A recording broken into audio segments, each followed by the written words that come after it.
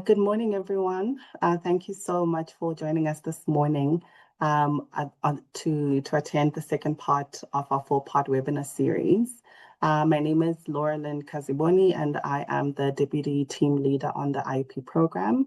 So the IEP program is a UK government-funded program that's working with the South African government across three thematic areas. So we're looking at fiscal reform, structural reforms, as well as macroeconomic coordination. And part of, the program is around capacity building, gender mainstreaming, as well as, contributing to G20 related activities. So this webinar and the series fits squarely with, what the program objectives are, which are to see a reformed, transformed, and improved South Africa. So this series, the objective is to reflect on the, South Africa's industrial policy. So, and bringing in some learnings from other countries or comparative countries across the world. We're looking at four webinars, like I said before. The first one we had last week on Friday, which was looking at public infrastructure. For that one, please be on the lookout at the IRSA website and even their YouTube page for the recording of that, as it's going to be made available. The second one that we're hosting today is looking at industrial incentives. The next two webinars will be hosted on next week on Thursday, the 9th of October in the afternoon from 2 to 4 p.m. And that one is going to be looking at public procurement and localization as a tool for industrial policy. And the final webinar will be on development finance. We're going to have that on the following Thursday, 16th of October in the morning from 10 to midday. We believe that this is an important conversation because, again, we've seen that industrial policy is at the center of government's response to, various headwinds and tailwinds. We know that there's heightened geopolitical tensions. There's an increase in economic nationalism. We see that there is this race to capture opportunities related to digitization and low carbon technology. So a lot of governments are considering industrial policy tools. And we've seen them taking, different shapes and formats, but what we've seen most commonly used are state support or state aid, as well as trade restrictions. And this is true for developing as well as developed countries. So I'm just going to jump to the end and just introduce our speaker for today. So we've got Matthew Stern, who is the director at DNA Economics. I'm just going to pull up his short bio and read it for you.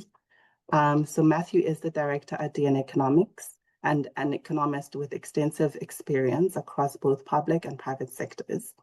His consulting and research focuses on trade and industrial policy, regional integration, and this has included multiple projects for the SADC and SACO secretariats, as well as the African Union Commission on various aspects of trade facilitation and regional integration, as well as numerous assessments for business government departments in South Africa on the impact of trade agreements, tariff adjustments, and industrial incentives.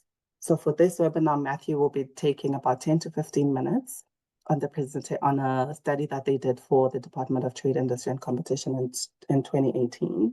And they're going to be reflecting on some of the learnings that came out of this study. So Matthew, I'm going to hand over to you to take us through the presentation. Thank you. Thanks, Laura, and morning, everyone, and thanks for the opportunity to participate in this panel discussion.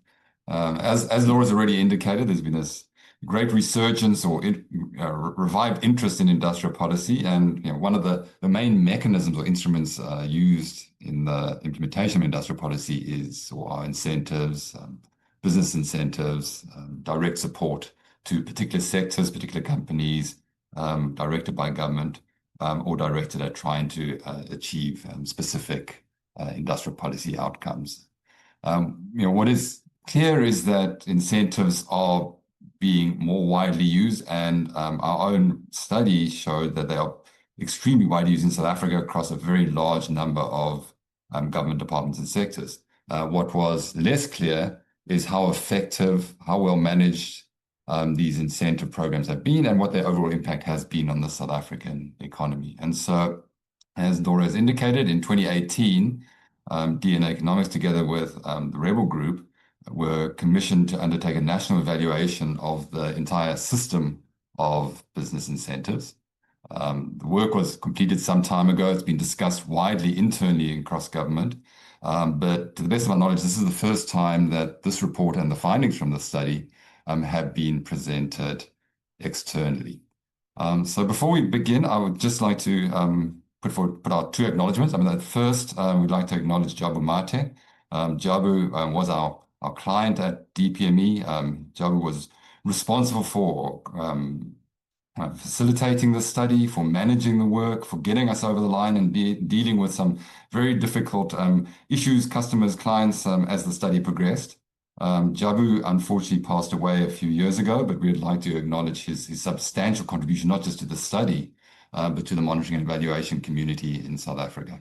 And then I'd also like to acknowledge the team from the Rebel Group, who were also deeply involved, and we're fortunate to have Andreas Bertoldi from Rebel here also on this particular panel. Okay, so let me share my screen and get into the presentation.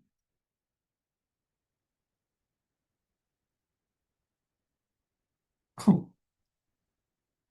Okay, so the main purpose of this particular evaluation was to try and bring together a consistent set of information, consistent data across the full system of business incentives in South Africa, to assess the extent to which the system was working or not, and to try and develop a set of recommendations or guidelines to advise government on how the overall system of incentives in South Africa could be strengthened and improved.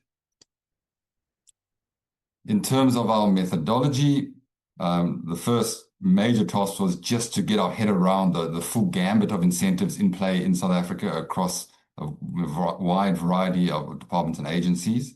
And so developing that inventory was in itself a major effort.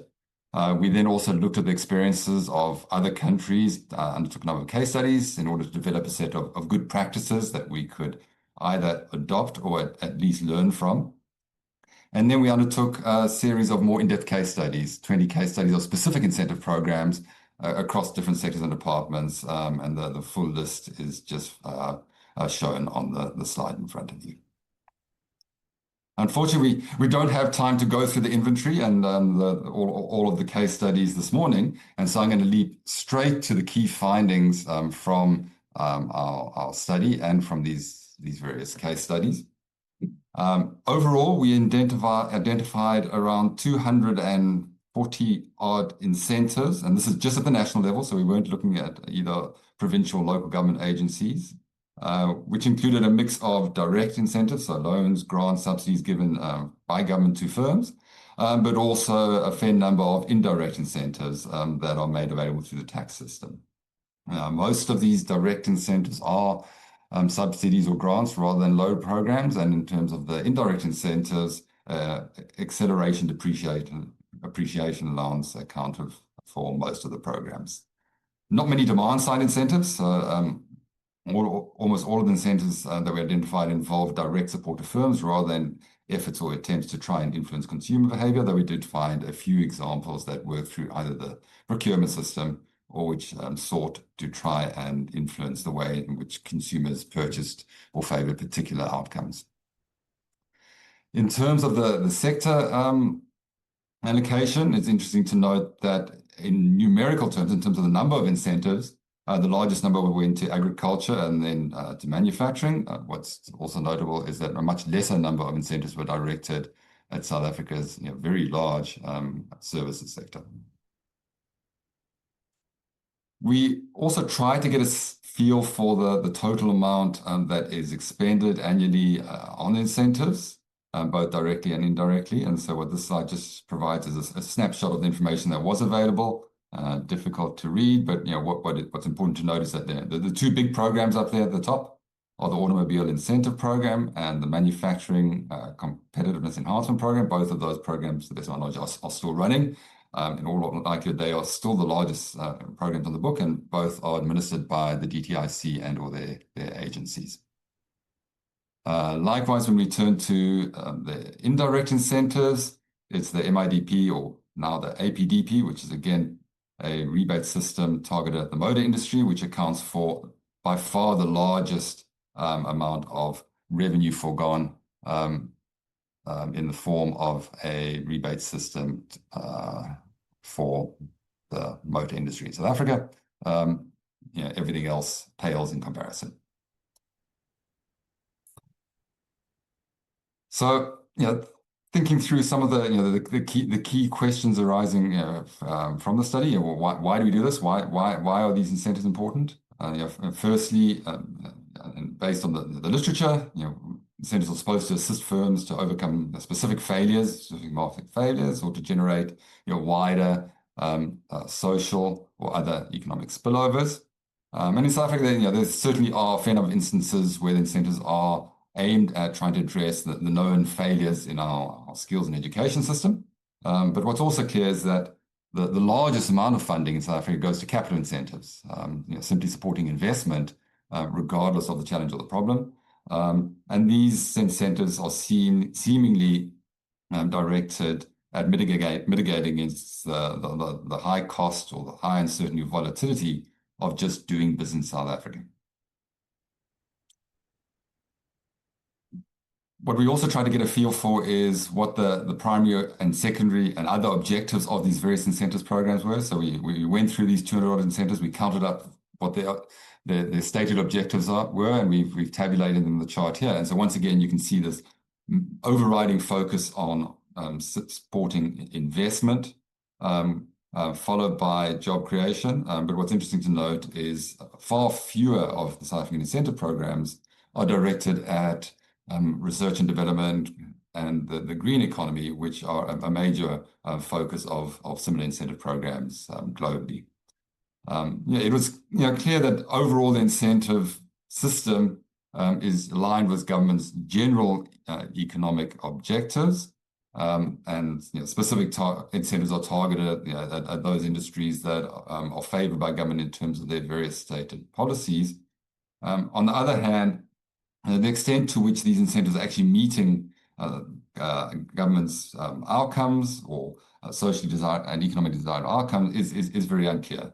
And that's partly because the monitoring and evaluation systems are not particularly rigorous, and partly because the data that is available is largely focused on the amount of expenditure, in some cases the number of firms that supported, but much less available on what's actually being achieved in terms of jobs created, innovation achieved, or other wider desirable outcomes.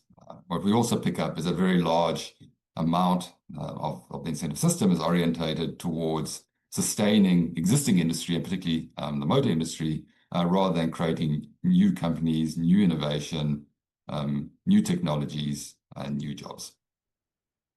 And we can see that to some extent on this slide. So what this chart tries to do is just show the allocation of some of the larger incentive programs and the expenditure per jobs related to these programs. So from the right, you can see the two big programs here are the AIS, the direct support to the auto industry, and the Industrial Policy Project, which is an accelerated depreciation program.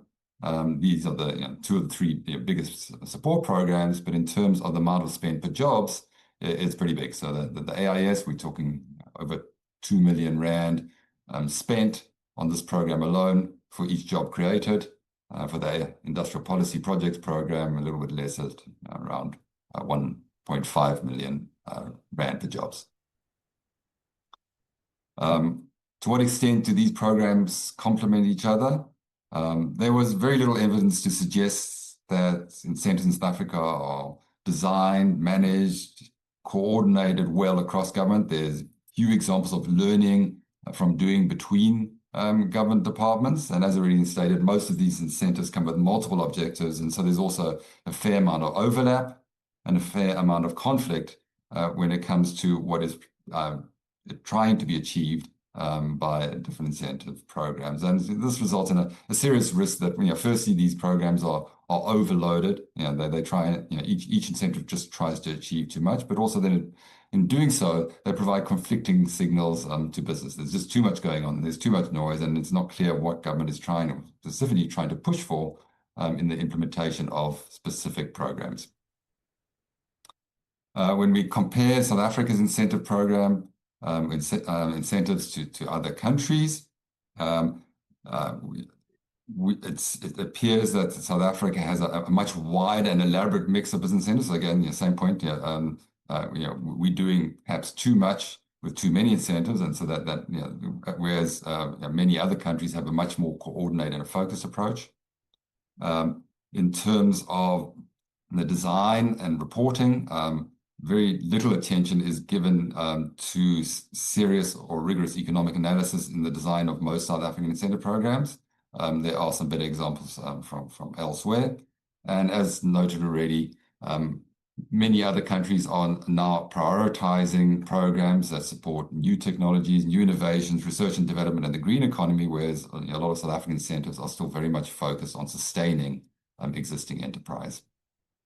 The overall spend, based on the data we could find, was around 50 billion a year, or around 3% of the national budget. This is not necessarily large compared to other countries, but then again, we're only capturing national incentives here, and there's very little information available from provincial or local as to what other support is being provided.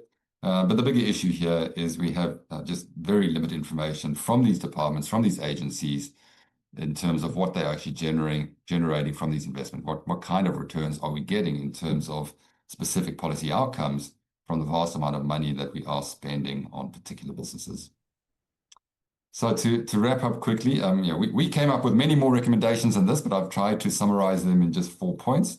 Firstly, there's clearly a need to develop a stronger guidance framework for both the design, the development, the management, the implementation, the monitoring, and the reporting of incentives. And we propose that a government committee be established to work together to develop a cross-departmental framework to ensure that South African incentives were better coordinated, better designed, better monitored, and better implemented. So that also relates to the second point, with a strong push for better internal systems for the management of incentives, but also much stronger monitoring systems to ensure that we are collecting good, accurate, robust information, not just on the beneficiaries themselves, but also on the results. What are we achieving? What are we delivering? And what are the outcomes from these programs? We also suggested that, to the extent possible, information on beneficiaries and information on results should be transparent and made public. There's a clear need for the independent monitoring and evaluation of incentive programs. Of the 20 case studies that we looked at, just 3 or 4 had robust monitoring and evaluation systems in place. For the bigger programs, these evaluations should be independent. And for all programs, these evaluations, again, should be transparent and should be made public. And then finally, as already indicated, we need to think about refining the focus of our programs, moving away from supporting existing industries that have been the beneficiaries of government support for a long time, and perhaps doing more to shift the incentive system towards focusing on supporting research and development, innovation, the digital economy, thinking through how companies and businesses adopt AI, and also the green transition. For those of you who do want to read more, the full report is publicly available on the DPME's website. Sorry, the link here is going to be hard to remember, and so I will try and copy and paste both of these links into the chat. If that's not possible available, just go to Google and search for DPME Business Incentives, and you will find links to both these reports. And if all of that fails, just get hold of us. So let me pause there, and I'll hand back to Laura. Awesome. Thank you. Thank you so much, Matthew, for firstly keeping to the time, but also for just sharing those incredible insights. I think it's important that we get a holistic perspective of South Africa's incentive schemes. And I think the 2 at least takeaway points for me there are that there's definitely an opportunity to improve the design, the alignment, the coordination of these incentives. But second, we also need to think a bit more critically around how we encourage innovation and new technologies, because, like I said before, there is this race globally on how to capture low carbon technologies, how to digitize, and just how to, move forward. I'm going to now open up to the panel discussion. So I'm just going to ask all our panelists to please switch on their cameras.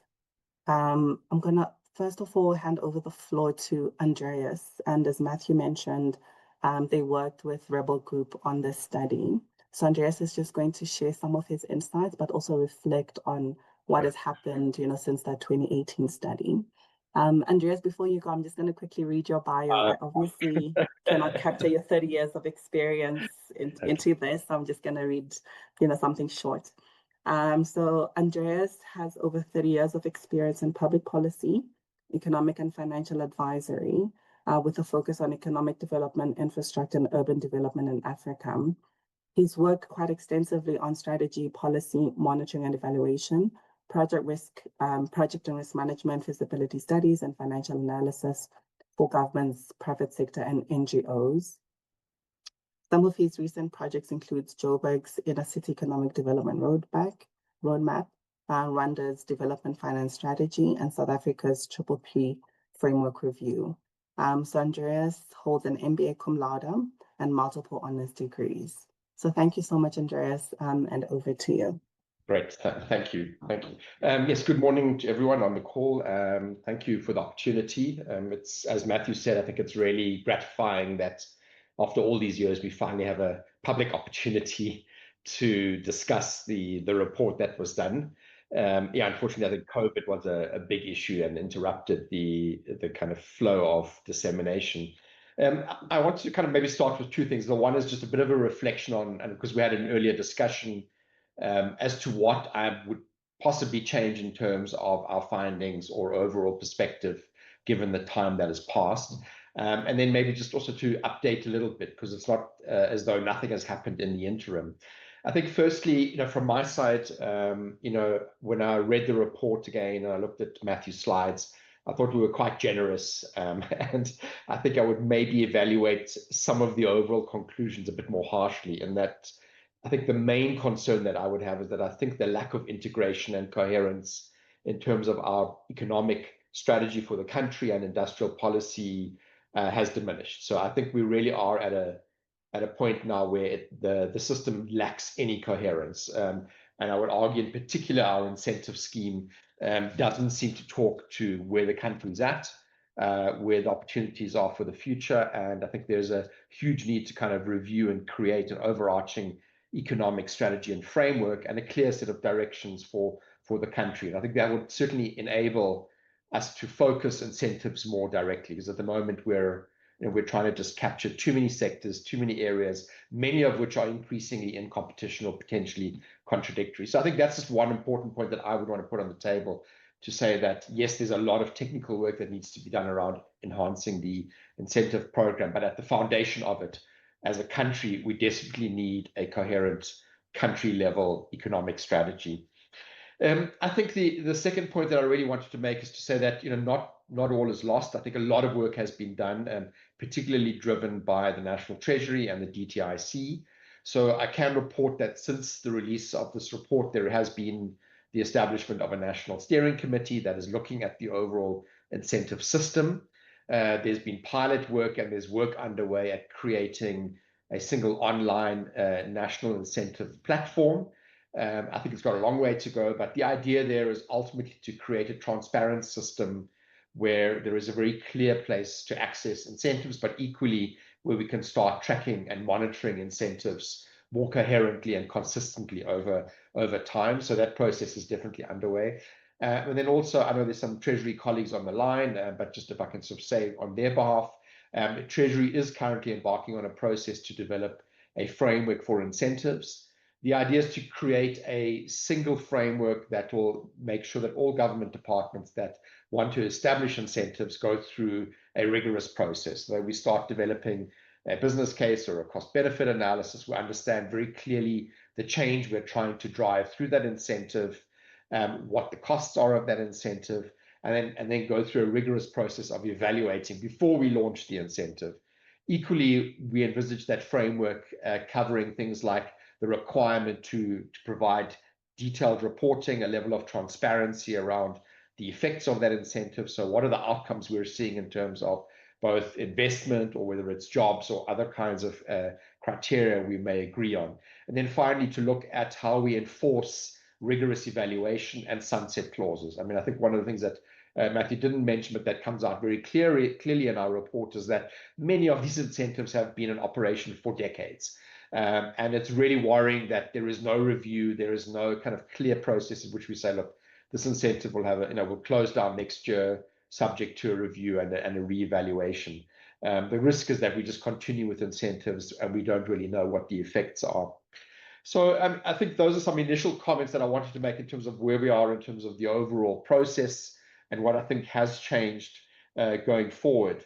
I think, if I had to sort of just pick up on some of Matthew's comments, I think for me, the one critical area is that I think a lot of our incentives are currently aimed at sustaining what I would be calling mature or sunset industries. And it's really concerning that we aren't putting enough energy into looking at innovation, the small business sector, or new areas of economic opportunity. So we seem very stuck in certain sectors, and we continue to pour money into those.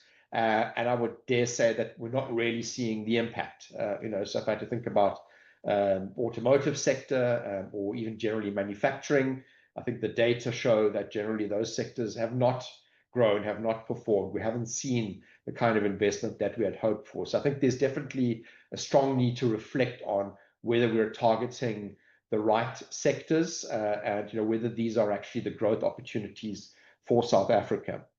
I think the other key thing that I would like to just also highlight is that incentives are all good and well if the rest of the system is functioning optimally. And I think one of the concerns that I would have today is that, irrespective of the quantum of subsidy that is available or the benefits that can accrue through, for example, tax regimes, there are many other what I would call sort of general economic factors that are kind of weak. So, the lack of reliable utilities, the fact that we have a plethora of regulations, some of which are contradictory.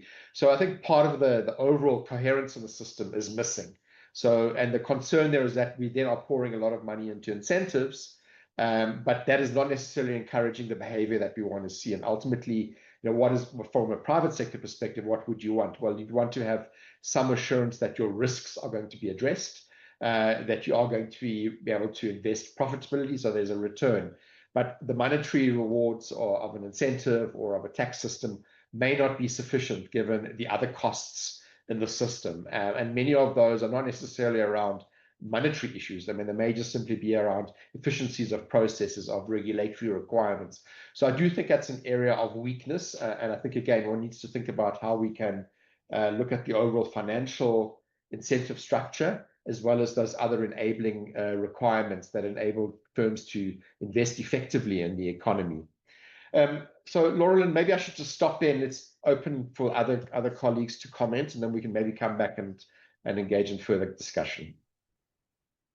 Well, perfect. Thank you so much, Andreas. I think that was quite useful. And what I'm hearing from you is the business as usual approach is not working. I think it's leading to more a diminishing of integration and coherence, and we really need to think about an overarching economic strategy and a more coherent way of managing the incentive schemes.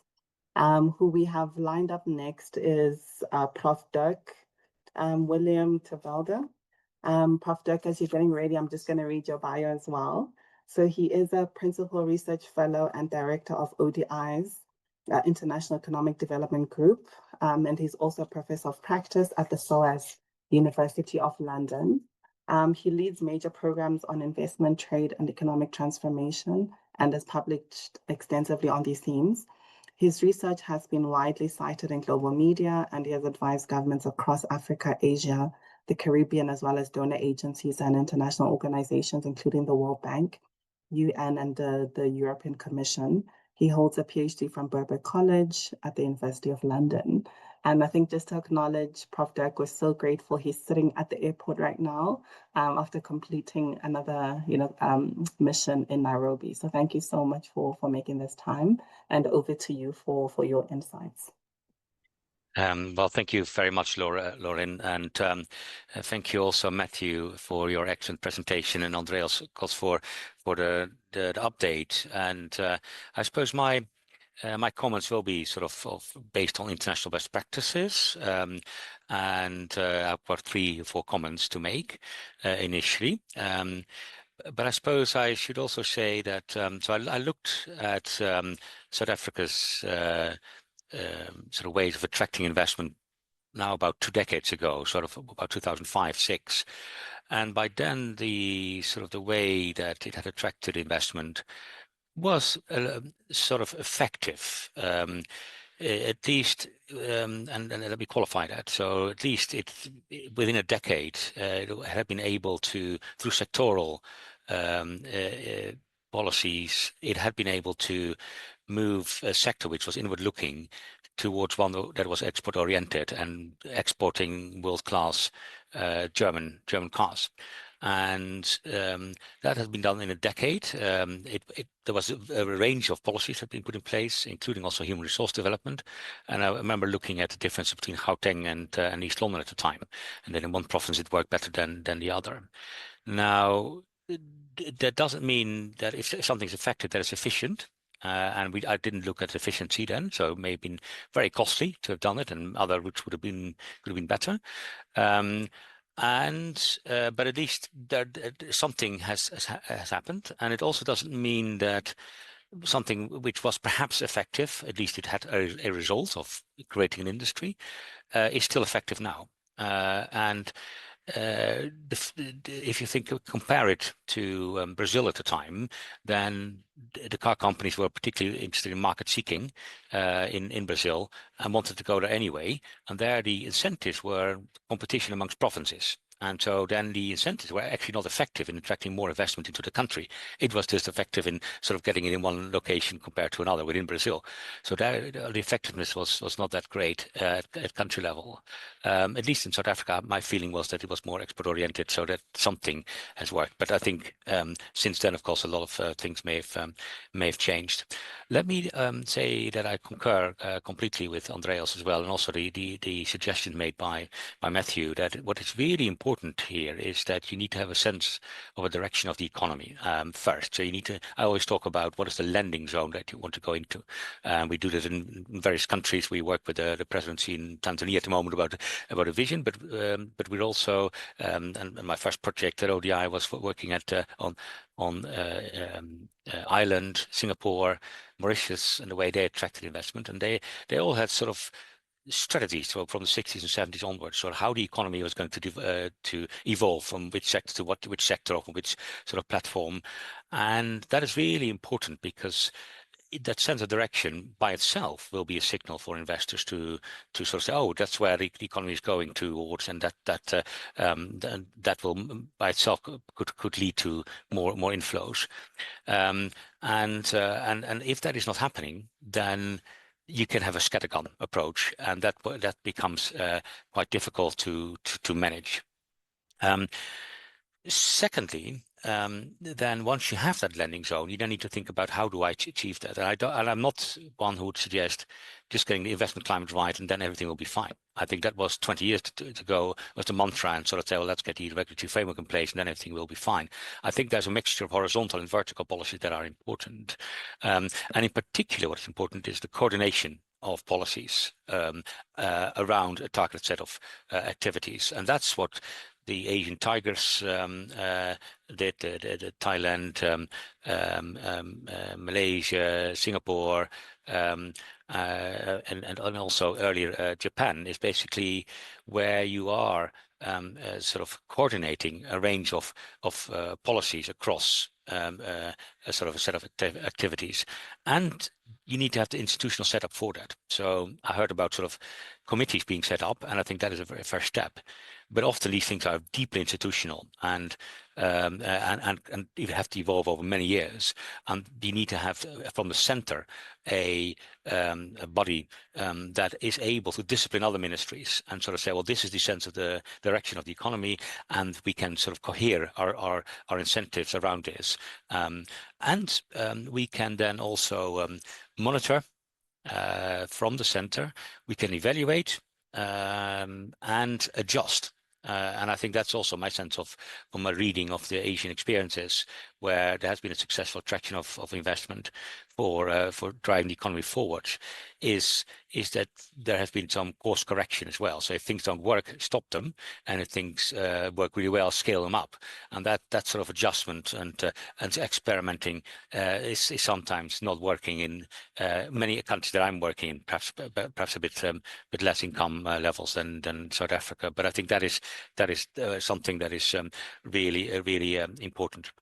Now, then maybe one final comment to start off with is about the type of incentives, and there the question, of course, is, I mean, yes, there are operational things like you need to have sunset clauses, and this is not something, say, let's have 5-year incentive. I've evaluated many incentive schemes. For example, in the Caribbean, a hotel would get an incentive for 5 years, and then it would change its name and then get another 5 years of incentive. So it's really thinking about sort of the operational side, that sunset clauses. You need to have some sort of reciprocity, so performance oriented. If the government gives you incentive, you expect something back from the private sector, some behavioral change that needs to happen as well. But I would also juxtapose financial incentives with other types of incentives. And what we always say in countries is, you need to want to attract investment, and not just to say you have a brochure, I want to attract investment, but really trying to solve the problems that investors have. And these problems aren't just necessarily, maybe they want an additional incentive, who doesn't want it, but that may not be the problem. The problem is perhaps I haven't got reliable energy, or this regulatory framework isn't right in this particular thing, or I haven't got land. And those sort of things need to be solved. And it could be that the limiting factor is changing over time. And let me just finish with the example of Ireland here, is that Ireland did attract a lot of investment from the US to serve the rest of Europe back in the 60s. And it was able to attract both capital and also the skills. So the skills had migrated out. It was able to sort of say to the diaspora, say, if we attract investment from the US in these clusters, would you be able to come back? So that happened. And then a series of other things happened. So there were incentives there. So it was zero tax, corporate tax for exporters. But then they joined the EU, Ireland, and then they couldn't have these specific incentives. There was a level playing field.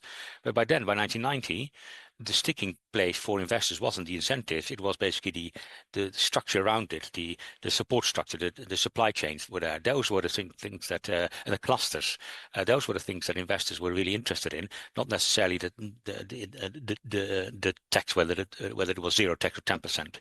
Of course, still very low corporate taxes compared to others. So it can also change over time. And I don't know, and I haven't looked at the automotive industries schemes in South Africa, but it could also be that there are now other factors that are important for the car companies to be located in South Africa. And you need to keep thinking about the effectiveness of these incentives, and maybe other things are now more crucial for these investors rather than the financial incentives. Let me stop here for my initial remarks, and then I'm happy to come back to anything. Thank you. Awesome. Thank you so much, Dirk. We really appreciate that. I think the Ireland and Jamaica case studies are quite useful in, bringing real life to some of the learnings. And as a country, I think we've shied away from sunset clauses. I think it's been something that South Africa hasn't adopted quite well. So I think it's important for us to start thinking about how to implement those.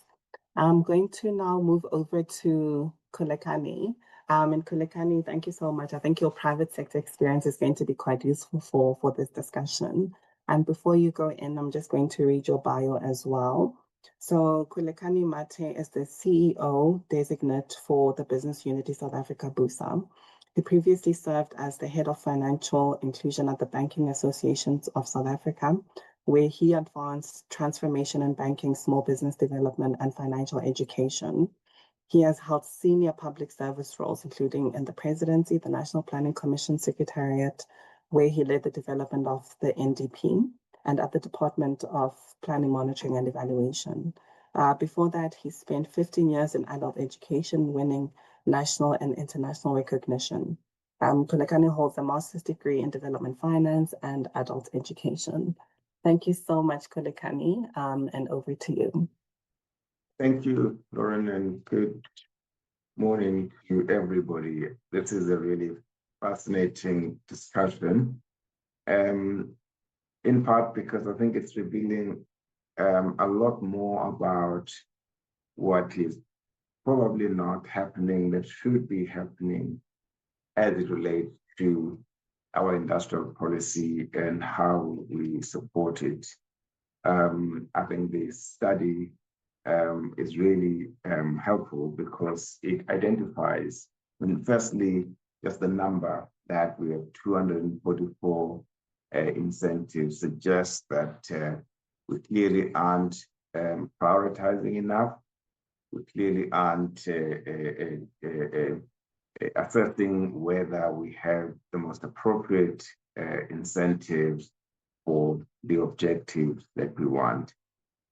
The point that was made earlier, which I concur with both in my current job in the private sector as well as my experience in government, is I think that the observation made in the study that we do tend to load incentives with too many objectives. That is a South Africa problem. We put instruments and then we list 10 objectives and achieve none of those. And so I'm not surprised that the report comes to this particular conclusion as it relates to incentives. I have not done a study in this, so I will share with you just anecdotes based on feedback that we get from our members, both here, but also people who are looking to invest in South Africa, what they think of our incentives programs. I mean, there are programs that many in the private sector have a lot to say about positively, and obviously when it doesn't work as well, you don't hear very much. I did just want to comment on Matthew's presentation when he highlighted and listed the sort of skill development grants as part of the incentive program. I mean, I sort of have some question marks there whether that does neatly fit that description, in part because this is monies that are firstly contributed by the private sector to government, and the original design was that it's meant to then help companies get some of that money back in a structured way based on having the right kinds of plans to train their own staff and possibly develop pipelines for themselves.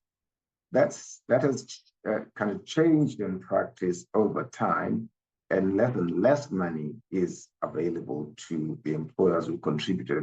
So, well, to just cut a long story short, I think that's a big mess, in addition to it, at least in my view, not fitting neatly the description of what you would consider an incentive program. Some of the programs, at least that we receive feedback about, anecdotally, that seem to work. I have just come back from the SA Auto Week, which is concluding today in Abeja.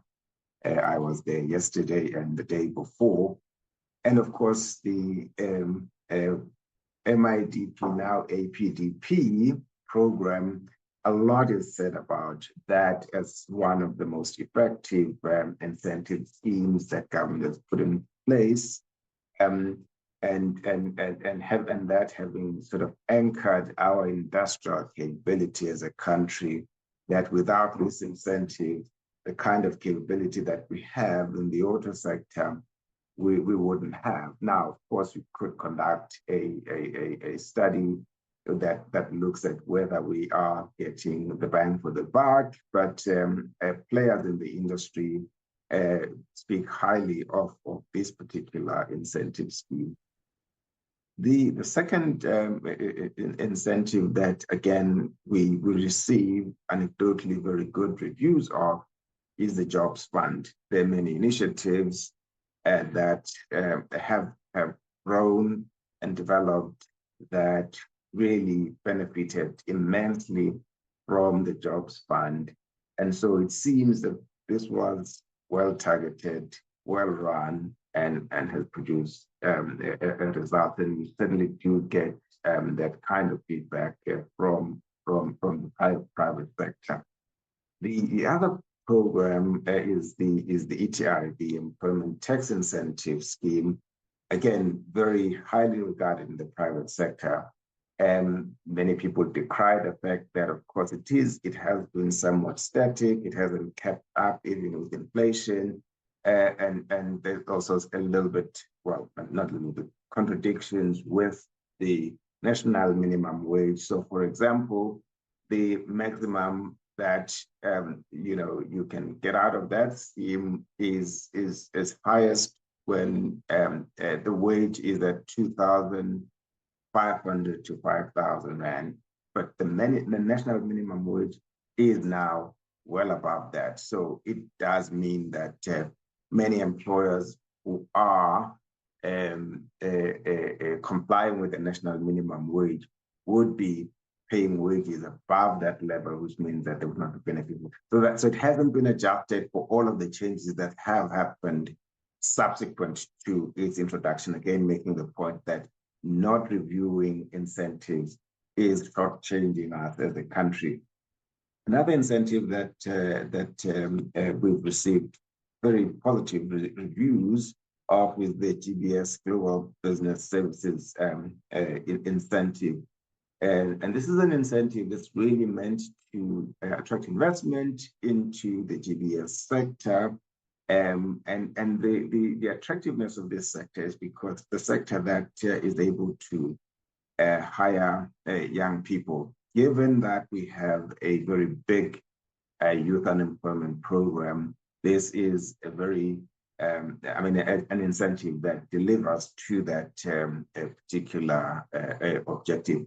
However, as we speak, that incentive scheme is now owing employers or investors for the past year and for the current year, which means that we're now running the risk of people who were looking to invest on the back of this incentive, really rethinking their decisions about coming to South Africa, and those that are in South Africa also rethinking whether it continues to make sense, because that incentive is not. And in part, this is because we do not evaluate and review these incentives. We could have monies that are stuck with incentives that are delivering nothing, and incentives that are actually delivering value being starved of resources, such as this one, I would argue. And then just finally, in this initial sort of comments, I mean, one of the, we do receive a lot of business missions coming into South Africa, looking to invest in South Africa and trying to understand the business landscape in South Africa. So talking to us, to try and help them. What we get very consistently is the fact that many foreign direct investors who want to invest in obviously fixed assets are looking for land, the availability of land as an incentive to really help them set up factories, etc. And they say, that's not there, but everywhere you go at this, so they claim, this is one of the part of the incentive package for governments that are trying to attract investors. And so this seems to be one of the gaps. Now, this may or may not be true. I've not studied this, but the point I'm making is that the failure to do a proper review of these is that we may have in our books incentives that have served their purpose and should be discontinued. And we may have gaps in incentives that could and should be introduced to help us address our investment and therefore growth and employment challenge that we face as a country. So this is an area that is really ripe for a massive overhaul. I think Matthew, without having read the full report, I do think that he is a bit generous in his recommendations. I think a lot more, a much greater overhaul is necessary to get our incentives to work with our industrial policy and to deliver on the national objectives that we have. Let me end there for now. Thank you, Lauren.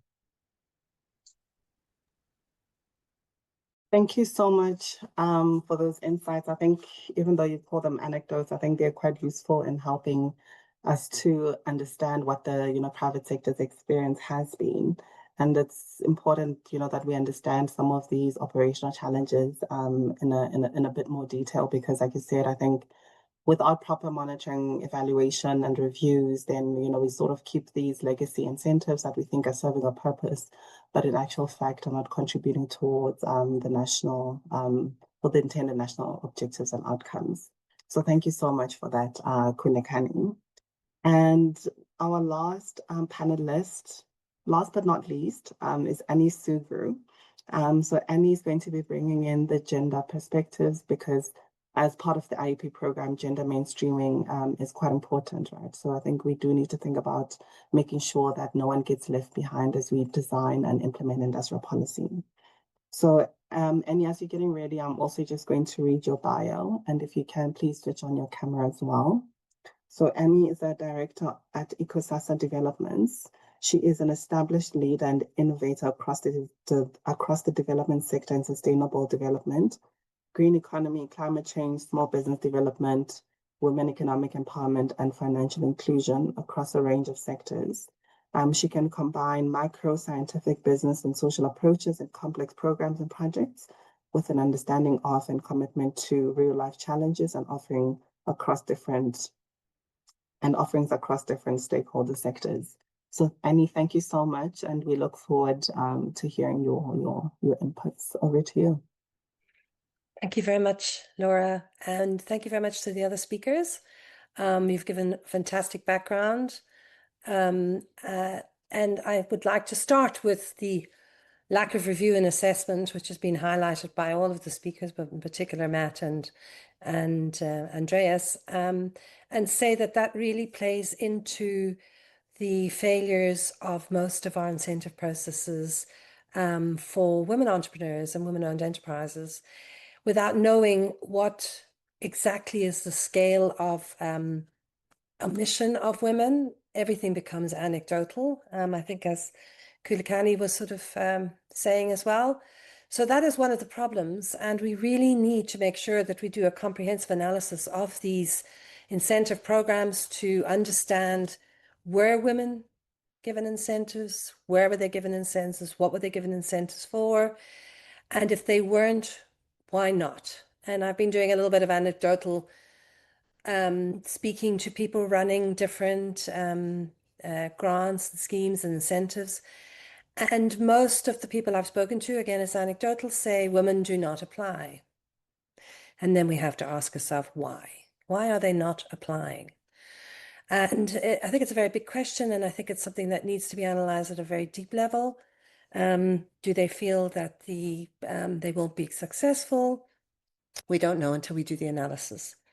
But I will like to go quickly to Ireland, which is where I'm from, which has been mentioned already, and just note that actually it has been incredibly successful at bringing women entrepreneurs into industrial processes and giving women entrepreneurs very good incentives in order to grow their businesses, start their businesses, very good at startups, and grow their businesses.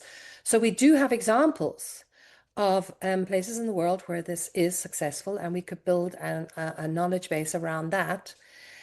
But of course, South Africa is different, and we have to try and understand, firstly, what is the problem here. And one of the things I think we should know is that women are not all the same. They're not all the same age, race, class, level of skill, etc. But I think when we're dealing with industrial incentives, we have to assume that we're probably dealing with people who have a level of education, a level of skills, even the women entrepreneurs, people who are trying to start up a business or grow a business, and that we're not dealing with many of the issues that all of women in South Africa deal with, the care burdens, etc. And I think one of the primary things that we know is a problem in South Africa, of course, is patriarchal views, discriminatory views, values held by financiers, development advisors, bankers, and society. There is evidence to show that when you walk in a bank as a woman looking for a grant or to get a loan, you are very much less likely to get it simply because you're a woman. And unfortunately, the AI systems are aggravating this scenario too. And there is strong evidence for that. But there are, of course, legal and cultural barriers. And the cultural barriers we really should not ignore in South Africa. And there are, of course, legal barriers which may be as a result of how a woman is involved in marriage or her family. And of course, because women are not involved in industrial processes at any large extent, they are probably going to have less experience. Their company track record will be smaller. So because of this, they will have less access to markets, supply chains. And one thing we do know is that women are given substantially less money than men-owned enterprises for all the reasons above. And one of the problems we start with is that gender policy is not implemented adequately in South Africa. So we have to start with planning. Planning is where it all begins. I'm very excited to hear that there are these task teams that have been set up, and I sincerely hope that there will be consideration given to putting women on those task teams right at the beginning of designing these incentive schemes, collating them, analyzing them so that we get a proper gender mainstreamed assessment of what's going on, and that we can start looking at how we can address some of these issues. One of the key things I think that is very important to do and has been very successful in Ireland is to make sure that there are some industrial incentives that are only for women. And one of the reasons for this is that we know the government employees have to report, and they don't like reporting on failure. And so if they have a fund that is aimed only at women, they won't be able to go into their boards and say, well, we did distribute the funds, all of them 100%, but unfortunately, we weren't really able to give them to women. But they will still have succeeded in distributing their funds. So I think this is really quite critical. And we had processes like that at the IDC initially, and they have removed them. And anecdotal conversations that I've had with people have indicated that that has resulted in less women getting loans. And that is because less intense effort is put into supporting women who make applications for loans, because they indeed probably do need more support when they are going to access loans. We also need to train government officials dealing with incentives to make sure that they understand their own prejudices. So when people walk in the room and apply, that they are given equal treatment. And we need to celebrate any successes that we have and make sure that we do public media campaigns, maybe some awards and prizes aimed especially at those who have been successful in what they do. We do have some successful examples. I was very excited when in July I attended the Indalo Inclusive conference, which showcased the number of women entrepreneurs that they have managed to give funding to. And of course, their funds were aimed at women, and they were also aimed at things that women tend to like. They are in value chains that women tend to enjoy being in. So that's also important, making sure that we have funds that are aimed at sectors and value chains that women are found, so that they're not excluded at the get-go. So yeah, Indalo Inclusive has formed a partnership with Nedbank Energy Resilience Fund, and they have been quite successful. The IDC has opened up a lot of new funds which say they give preference to women. I think it would be important to have a look at that. And I think one of the important things is also to make sure that the funds, incentives that are given are attached to training, mentoring, coaching. This sort of thing tends to be very important when you're dealing with startups and people who have less experience and training. I hope this is useful, and I hope that we in the future can see more women getting some of these incentives. Thank you very much. Thank you. Thank you very much, Annie. I think that was quite useful. And if I could summarize like the 2 points for me, at least, thinking about women through from, design, implementation to review, monitoring and evaluation, I think is quite important. And, to avoid staring in women as an afterthought, right? So gender seasoning or gender sprinkling, I think is something that we need to differ from, but being a bit more intentional, right, about how we bring in women and make sure that, the policies are reflective of the country. I'm going to hand over back to Matthew for some of his reflections. And then we'll do another round where I'm going to ask the panelists to think about 2 or 3 policy reforms that they think will be quite important or most critical for South African government to prioritize, at least in the short to medium term. And then after that, we'll open up into the Q&A for the audience. So we do encourage the audience members to please, keep bringing in your questions. We've seen some of them in the Q&A chat, as well as just the chat in general. So please bring in the questions. After this, we're going to get into those. So over to you, Matthew, for your reflections on that. Right. No, thanks, Laura, and thanks also to the panelists for their less generous and more direct responses. So I will try and take up that challenge and be a little bit less careful and perhaps try and be a bit more controversial in my responses in order to take this conversation forward and make it a little bit more fun. So, I mean, firstly, agree with the general comments and the international learnings that Andreas and Dirk have put out there. In that, a big part of the problem is that our incentive framework is dispersed. It's trying to do too many things, and Khulekani, it was great to get your observation or confirmation that we're using these quite blunt instruments to try and achieve a multitude of economic, social, and various other objectives. And so one, the messaging gets confused. It becomes difficult to track what they're achieving, and it doesn't provide a great or strong incentive to the private sector in the sense that it doesn't direct the business towards any specific government policy outcome or objective. And so I think we're all agreed that there's a need for stronger coordination, but also a need for a consistent economic framework and industrial policy framework that guides us in terms of what we're trying to achieve, so that it's the policy that's directing and guiding the incentives rather than the policy trying to catch up or understand what the impact of this massive number of diverse incentives are or are not achieving. Annie raised a very interesting point about gender, and again here I'm going to try and be a little bit controversial without getting myself into too much trouble. And so I absolutely agree with Annie that certainly when it comes to the bigger incentives, the industrial incentives, most of those are going to go to big companies, established companies, and given the structural inequalities in our economy, most of the beneficiaries are certainly like to be men. We also see that there's a disproportionate amount of spending on heavy industry, auto, heavy manufacturing, and these sectors tend to have a much higher number of men in their workforces. On the other hand, we've also seen some weirdness in the sense that where government adopts gender targets for the sake of having gender targets, we see in some programs there's quite a high level of women participation. But the reasons for doing so are simply to tick the box to ensure that we can demonstrate that we have women involved in these programs or women that are benefiting from these programs.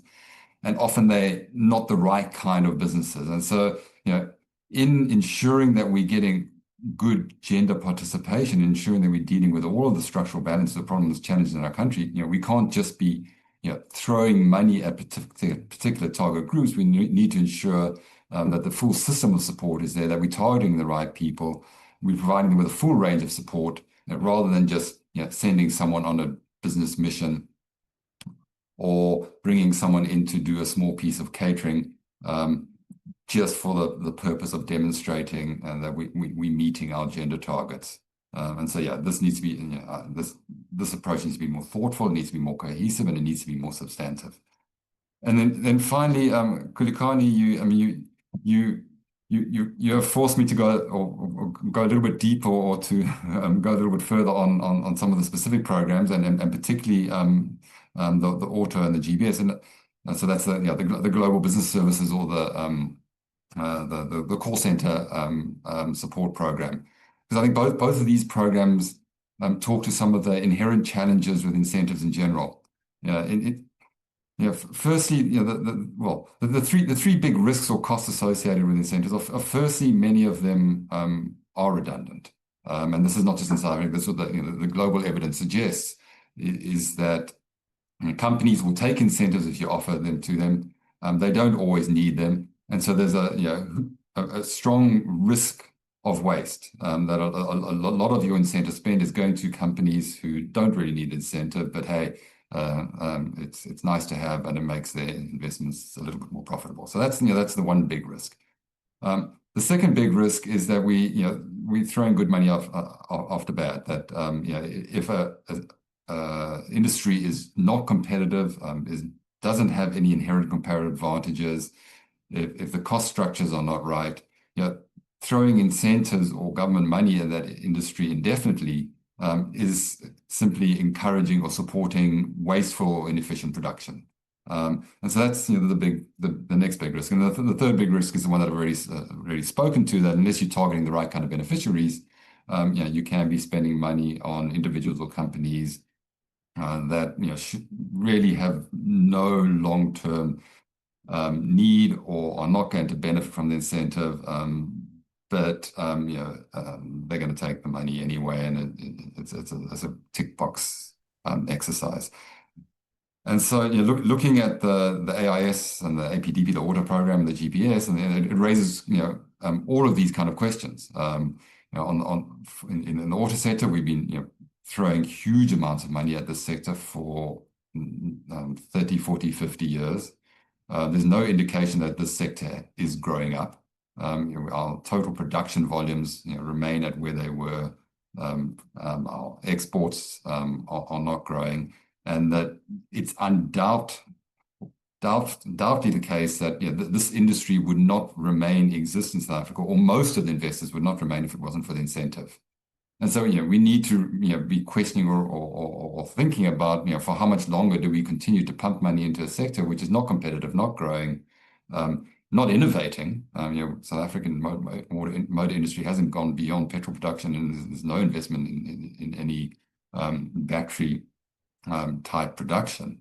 So how much longer do we continue to pump money into this industry? It is by far the largest beneficiary of all incentives. Up to 70-80% money of all industrial incentives go into this one sector, and it's not creating new possibilities and not creating new jobs. So it's good to continue to raise questions about that sector. I mean, the global business services or outsourcing industry or call center industry raises, I think, a different set of questions. This is an area where it does seem that South Africa did have some inherent competitive advantages. We're in the right kind of time zones. We speak reasonably well, or at least we speak English relatively well. Our labor is reasonably skilled, at least for this kind of work, and is reasonably affordable, particularly when compared to Europe. So it was a natural growth area. We then have to ask questions as to whether all of these investments require direct government support. And we've seen numerous examples of big companies that have happily had warehouses or call centers built by government. It's been hugely beneficial to them. Whether they actually need it or not, questionable. And we need to ask big questions about the future of this industry, and whether and how it will be impacted by AI or technological advancements. And so in this case, the incentive scheme might need to adjust. We might need to think about its longevity. We might need to think how we enable the system to remain competitive under very different operating environments. And so, final point, and again, I think it's been consistent across all of the speakers, in order to make the right kind of choices, in order to ensure that the system is working, in order to get in at the right time, but also to get out, we need to have very strong reporting systems, very good and independent monitoring and evaluation systems, and we need to be ready and willing to make hard decisions. Thanks, Laura. Back to you. Thank you very much, Matthew. I think that was quite useful. And I'm just thinking about, I think I want to change the structure a little bit, because we have quite a few questions that have come through the chat that came through the registration process. And I'm just going to present them to the panel, and then you can discuss. Matthew, the first couple of questions around the study of the methodology, so maybe you and Andreas can help tackle those. So the first one being, what were the benchmark countries against which you compared South Africa's incentives? Are there any learnings from those benchmark countries? They're curious about how they manage coordination and M&E between government departments, which seems to be a major issue. The second question is around asking whether the study focuses on financial incentives and whether the report covers conditions of awarding in terms of terminations for incentives. And then I'll just add a third question that will allow the rest of the panel to engage. And that one is, how can South Africa's industrial incentives be structured to support long-term global competitiveness, particularly in light of decarbonization imperatives and emerging trade mechanisms such as EU CBAM? So I'll hand over to you, and then if we can go, and then Andreas can come after that, and then just follow the format that we've been using. Okay, thanks, Laura. I'll take the easy question on the case studies, and then I'll throw the more tricky ones down to Andreas. Good important questions. So what we try to do is have a diversity of countries in the case studies. So it included Thailand, Chile, and Germany. So a mix of developed and developing countries, but also a mix of geographies and countries that had very different kinds of incentive structures and systems in place. To be brief, in terms of the key lessons, you've already alluded to them, Laura. In terms of going through the incentive value chain, in the design of incentives, many of these countries were much more purposeful in terms of what they were trying to achieve. So some countries like Germany use incentives to actively encourage investment in particular sub-regions, and that's largely what they're trying to. They're intentionally using incentives to get investors into underdeveloped or parts of the country where there's a greater need for investment and employment. Chile had a very rigorous value chain driven approach where rather than just throwing an incentive at a particular sector, they would do quite in-depth value chain analysis to identify where in the value chain is there a particular problem, where are things breaking down, where is government support needed and why, and what particular support is needed to address this particular challenge. So very rigorous, thoughtful, and purposeful design of incentives is one of the key lessons. And when it gets to implementation, some countries do have much more coordinated and centralized management systems. So Thailand, for example, has a dedicated centralized agency that is responsible for all industrial incentives, that provides for stronger coordination, stronger record keeping, and stronger reporting. And then for the final point again, which the question referred to, was when it comes to monitoring and evaluation. Chile, again, a nice example. They have a very institutionalized monitoring and evaluation system, which is designed to inform and provide feedback on decision making. They also tend to, or try to, make greater use of larger, more expensive but randomized control studies, so much more rigorous methods to ensure that they understand what the incentive is doing or is not doing in a more independent and more impactful way. So some good lessons. And again, for those of you who have time, please go back to the main report and you'll find a little bit more from each of those case studies. Andreas, I'll hand over to you. Great, thanks, Matthew. So the one question I think Isaac had asked is whether we focused only on financial incentives. No, but I think, again, the observation that we would make is that we have very few kind of non-financial incentives in the system, certainly at the national level. I think it is an issue.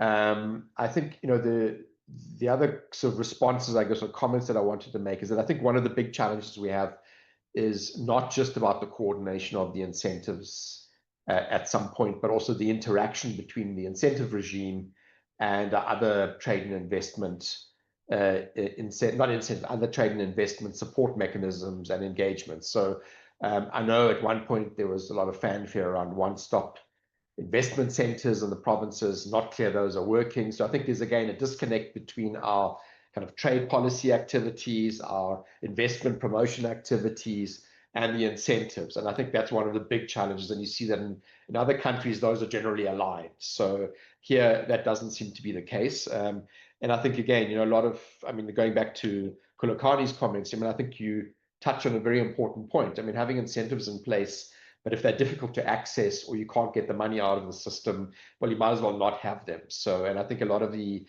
case studies in the actual report that we've done will demonstrate that the more effective ones also have very good processes. It's very important. Investors want kind of consistency. They want clarity of the process. They want to understand the timelines. If you can't get that right, well, it doesn't matter how much money you throw at the problem. It's really not going to solve it.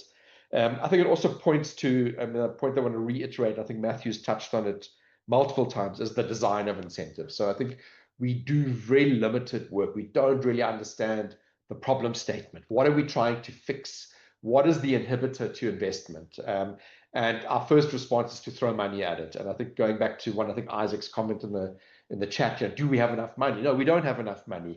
But I think that just means we need to be much more deliberate around targeting our incentives, understanding where money will actually be the appropriate lever. In some cases, maybe it's not the money that's required. Maybe it's about unlocking land or unlocking services or unlocking regulatory requirements.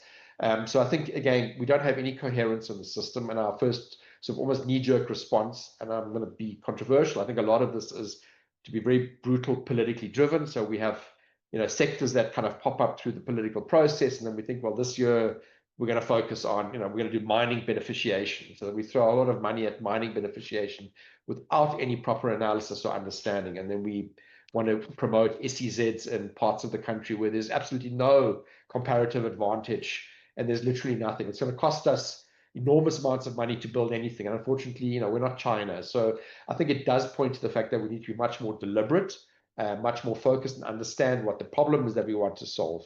I would also hesitate, and again, this is a debate in the economic space, but whether you should be identifying and supporting sectors at all.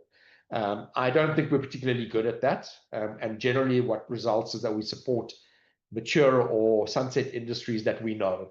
We're not good at predicting where the next opportunities are going to come from. And maybe we need part of our incentive structure to be much more open to innovation, to interesting ideas, to look at how we can possibly support at a cluster level, at a value chain level, rather than at a very narrowly focused sector.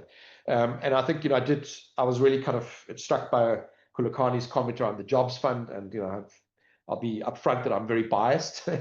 I think it is one of the better programs in government. And I think there's, what it demonstrates is a system that is much more open to receiving ideas from the private sector. So it's responsive to actually, needs that arise. That it has an ability to partner with industry. So you're looking at creating joint solutions. That it has a risk-sharing element. So yes, it's a grant, but it's not just a grant on its own. It requires the partners to equally invest. So I think it's not a one-way street. And then it has a very rigorous monitoring and evaluation process. So I think, as an example of how you can structure an incentive that can be very effective, that can really build strong partnerships, I think the Jobs Fund is a very good example. And I think it's something, certainly in our research that we did pick up and reflected on that. Maybe my last comment that I just want to make in this round is that I think one of the issues that we identified in our research is that there's also a very high risk in South Africa of having multiple objectives for incentives, and it's a particularly, I guess, South African disease where we just want to do too many things with one instrument. And the risk of that is either you get gaming of the system, or you end up with something that is totally ineffective because it's unable to meet all of the conditions. And I know it's not always something we like to hear, but I think you need to be much more rigorous and hard-nosed about focusing your incentives. So if your incentive is to support, say, a particular industry and you want them to actually invest, it's kind of gross fixed capital formation as your kind of target, or jobs, make that your primary criterion for the awarding of the incentive and the management of that incentive. The moment you start adding on multiple other objectives that You want there to be, transformation, and we want to have gender. I'm not saying that those are not important, but I'm saying they detract from the core focus. Or there's got to be local employment or local value chain contributions that make these incentives significantly more complex, and it heightens the risk for certainly the private sector. And the truth is, we don't really know always how to manage those incentives or track their performance. So I think we need to just have a much clearer framework that says what is the primary objective, what are the secondary objectives, and where are we willing to make the trade-offs. You can't get everything with one instrument. Yeah, let me stop there for now, and maybe Laura, I don't know if there are any other particular questions you wanted me to answer. No, thanks, Andreas. I think that's quite useful. You're straddling the line there very carefully. And one of the themes that's come up in the questions around the extent to which the industrial incentives should support long-term, whether it's competitiveness, sustainability, gender inclusion. And I think in part, you've answered that question, but I think I'd be interested to hear what the other panelists say. So maybe if we turn to Dirk, Khulekani, and Annie in that order, please. Thank you. Thank you so much. And let me add a few comments here as well. And let me sort of agree, but then go deeper and perhaps slightly disagree a little bit with Andreas, actually.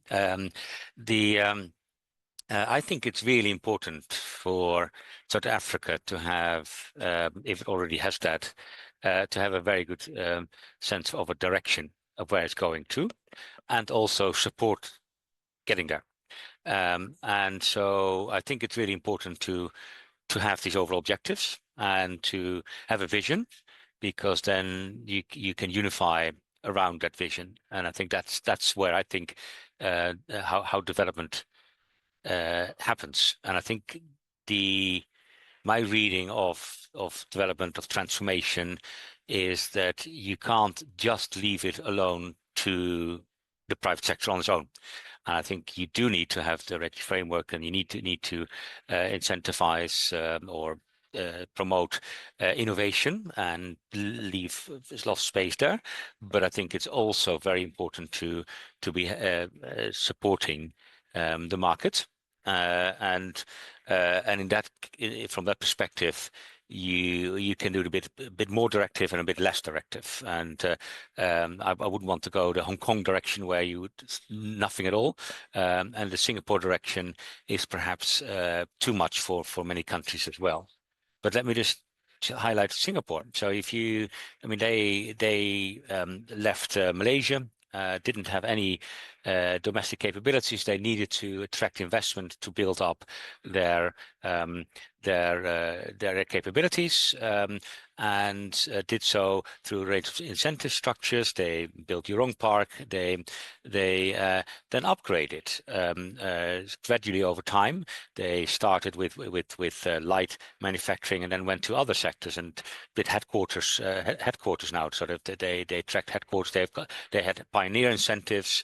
They had a whole range of incentives that were consistent with our strategy of how you would upgrade the country. And I think that is something that is important. And I'm sitting here at Schiphol Airport, actually, and basically you use your geographical advantage.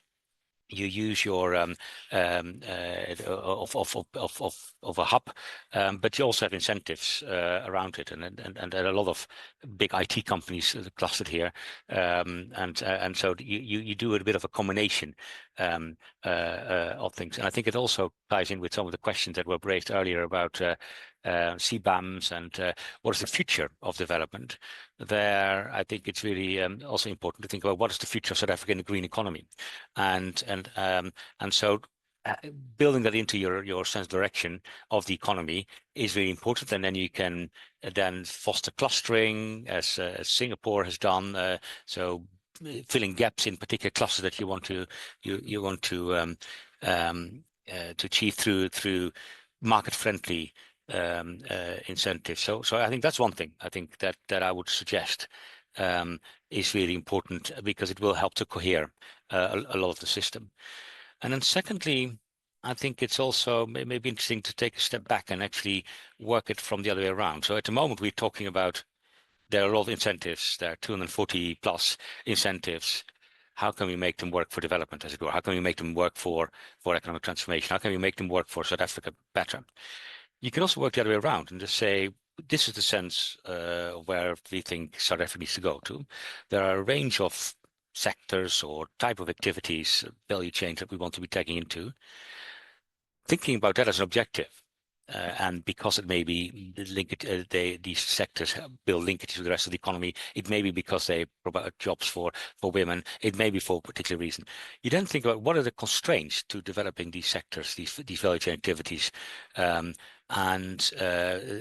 do a growth diagnostic, for example, or do their economic techniques to help you with analyzing what are the constraints, and then to sort of say, well, what are the binding constraints here? Is it an incentive?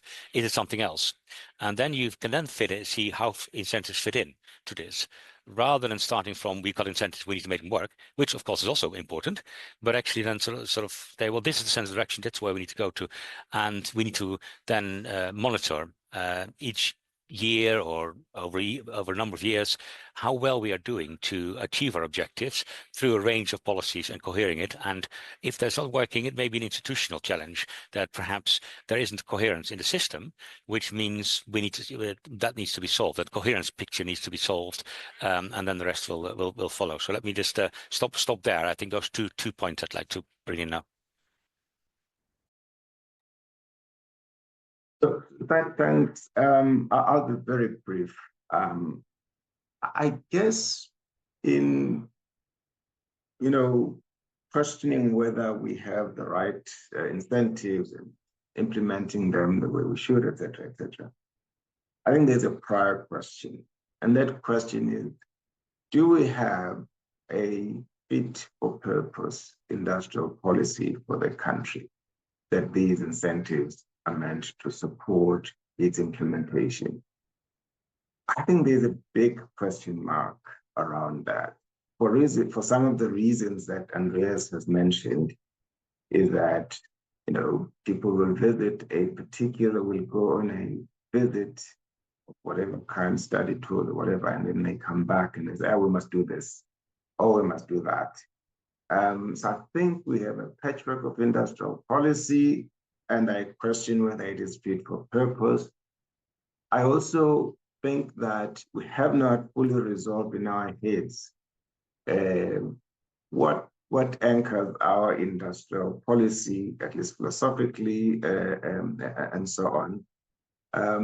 You get a sense that we are, in some respects, stuck in the past trying to pick winners. Not even in the sectors, Andreas. In some instances, it's couched in all manner of revolutionary speak to try and channel resources to what we consider to be winners. And I just think that there's a lot that we need to do to really say, do we have industrial policy? What is it meant to achieve? And how do we deploy the very limited resources that we have to achieve those industrial policy objectives? At the moment, we're throwing good money after bad because we haven't done that prior job, because we're stuck in outdated ideologies in the industrial policy space. And yet we know that many countries that have grown and grown sustainably have done so on the back of industrialization. We're not doing nearly enough to get the right kind of industrial sectors supported. And so we achieve very, very little for the amount that we spend. And that would be my comment. Thank you. So I guess it's up to me to speak now. And I must say that it's quite difficult to not be controversial when you're the gender mainstream person in the room, especially when the room is full of a lot of industrial men who want to see things happen quickly now, in a rush, we need money. All of those things are real. And I'm glad to have you there, Matthew, because I know that you have your heart with what I say, and that's really, thank you so much for that. My comments are that I find myself agreeing with Andreas and not agreeing with him, which is often the way these conversations go. So yes, I agree that we should probably have a sector value chain neutral fund.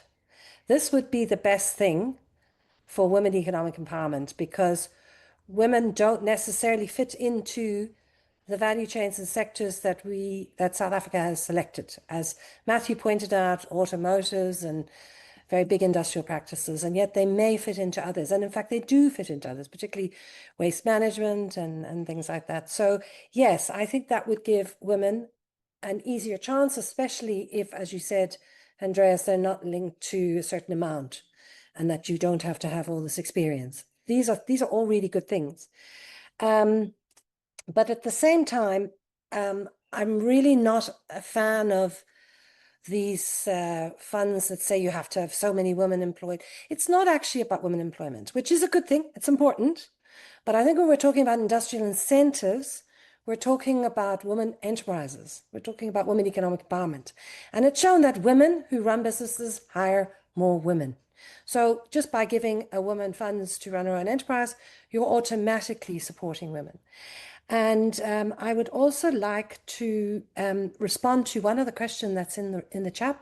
I hope I say your name right. It's Alborica, who asked a very, very interesting and important question, because this is something that my own research has shown, is that women engineers, I know of 6 women engineers who exited university at the same time, all with very good grades. All of them were employed as engineers in engineering companies, and 5 of them gave up being technical engineers at a certain point because they found young male engineers coming into the companies and being promoted over them. They found a glass ceiling and went on to do other software type issues, or what are considered software type issues in human resources or supply chain management and things like that.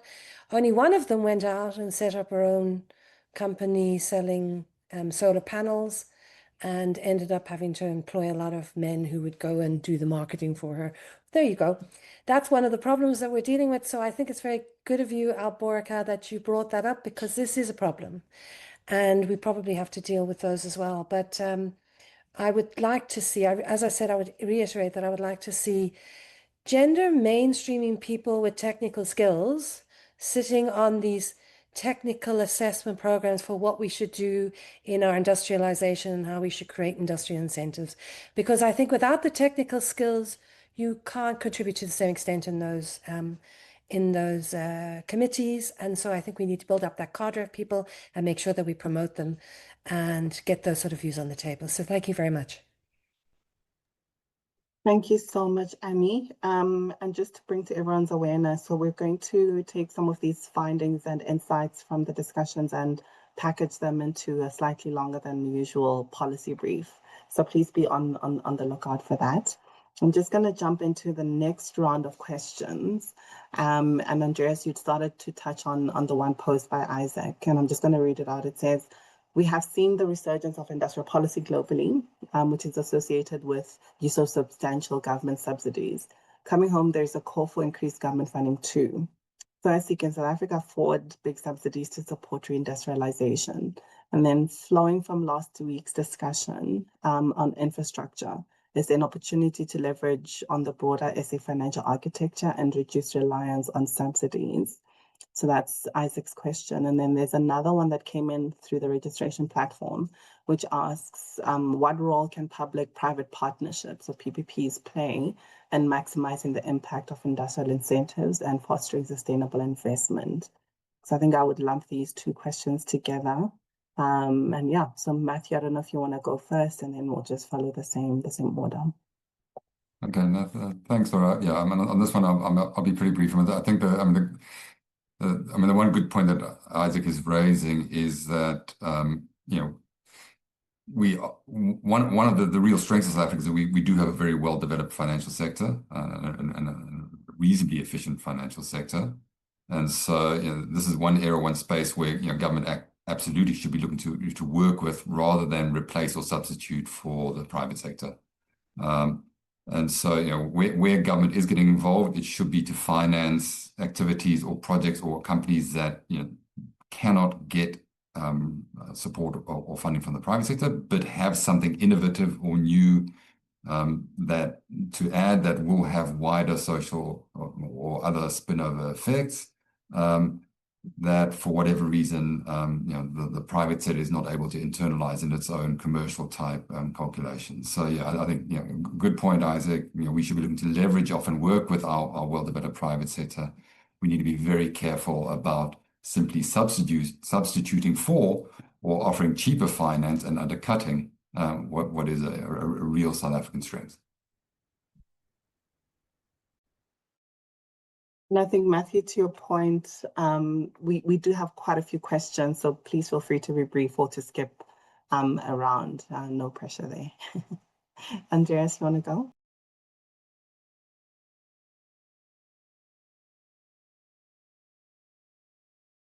Sorry, Andreas. Funny to unmute, sorry, yeah. I mean, I sort of, just to go back to the question Isaac posed and Matthew's response, yeah, absolutely. I think we do have obviously fiscal constraints, but I think, even conservatively, 50 billion is not a small amount. I think the question is how to direct that money more effectively. So, but I think there is a limit. Obviously, we're not going to be able to compete, let's say, with China or other Asian countries that are able to put much more money into their industrial policy. So I do think we have to be more selective, but I also agree with Matthew. That also means thinking quite carefully around what we're trying to incentivize. And how does the money that government puts into the system actually unlock either private sector funding or DFI funding or de-risk projects that would otherwise not happen. So, and we don't really do that. It's kind of, and many industries, I think, have just become used to the subsidy and are really quite happy to receive it. And there isn't really an economic justification for it. So yeah, let me stop there for now and go to some other questions. Dirk, Khulekani, any in that order, if you've got any inputs on that question around funding, financing, and PPPs? Yeah, so just to link in on the financing and which is slightly different from subsidies, right? So I mean, I'm generally a believer that development banks, when run well, with tight objectives, can help, can support. And I think, I mean, I've done over a couple of years ago, I was an advisor, specialist advisor to the House of Commons here in the UK, was in the UK, which was about why shouldn't the UK to have a development bank, as it were, both in the UK but also abroad as well. So it did have the cost of BAI, which is more for the private sector, right? And of course, then the answer was the Treasury would say we think that that the capital markets can raise finance more efficiently than development banks. So we don't want to really have development banks. And of course, also how do you deal with the deficits and that sort of thing? And the French had some ingenious way of hiding the deficits, I suppose, from the budget deficits. I think there is a role to complement the market, but you need to be very careful. And I think development banks need to have very careful tests around additionality, for example. And so there's a role. But I think we're talking here about incentive structures, which is at a smaller scale.